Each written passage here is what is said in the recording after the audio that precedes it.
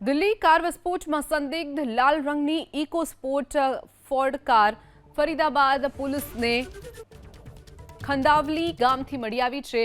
તપાસ એજન્સીઓએ એક શખ્સની અટકાયત કરી। આ એ જ કાર હતી જેને પોલીસ શોધી રહી હતી। આ કાર ઉમરના નામ પર રજીસ્ટર્ડ છે। ઉમર એ જ શખ્સ છે જે દિલ્હી બ્લાસ્ટમાં ઉપયોગમાં લેવાયેલી i20 કાર ચલાવી રહ્યો હતો।